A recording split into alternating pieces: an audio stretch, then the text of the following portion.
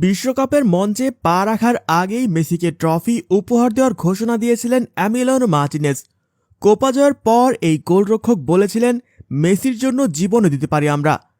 মার্টিনেজকে জীবন দিতে হয়নি, মাঠে অনবদ্য নৈপুণ্যই মেসির হাতে সোনালি ট্রফি তুলে দিতে পেরেছে এই গোলরক্ষক। ম্যাচের একেবারে অন্তিম মুহূর্তে এক গোল বাঁচান মার্টিনেজ।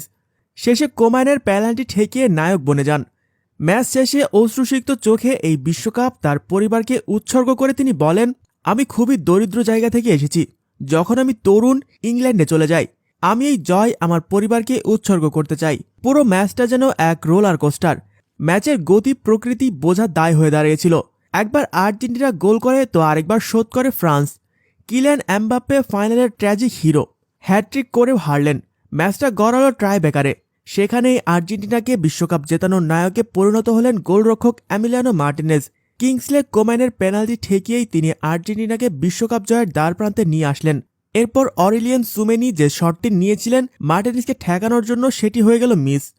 নেদারল্যান্ডসের বিপক্ষে কোয়ার্টার ফাইনালের মতো ফাইনালেও শেষ মুহূর্তের নায়ক মার্টিনেজ।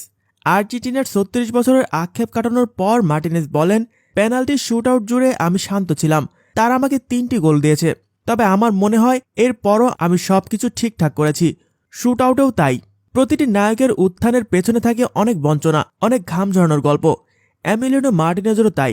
২০১১ সালে জাতীয় দলে ডাক পেয়েছিলেন তিনি। শিরোনাম হতে নিলেন ১০ বছর। চিলির বিরুদ্ধে বিশ্বকাপ বাছাই পর্বে অভিষেক ঘটে তার। এরপর কোপা আমেরিকায় মার্টিনেজের ওপরে আস্থা রাখেন আর্জেন্টাইন কোচ লিওনেল স্ক্যালোনি। কলম্বিয়ার বিরুদ্ধে সেমিফাইনালে ট্রাইব্রেকারে ৩টি শট বাঁচিয়ে ফাইনালে তোলেন আর্জেন্টিনাকে। কোপায় সেরা গোলরক্ষকের সম্মান পান মার্টিনেজ। এবার বিশ্বকাপেও পেলেন সেরা গোলরক্ষকের স্বীকৃতি। ক্লাব ফুটবলেও মার্টিনেজ কখনোই প্রথম পছন্দ ছিলেন না। কোনো গোলরক্ষক চোট পেলে তবে সুযোগ পেতেন তিনি। গয়কোচিও প্রথম পছন্দের গোলরক্ষক ছিলেন না ইতালি বিশ্বকাপে। সোভিয়েত ইউনিয়নের বিপক্ষে ম্যাচে চোট পান দলের প্রথম পছন্দের গোলরক্ষক নেরি পুম্পিদু।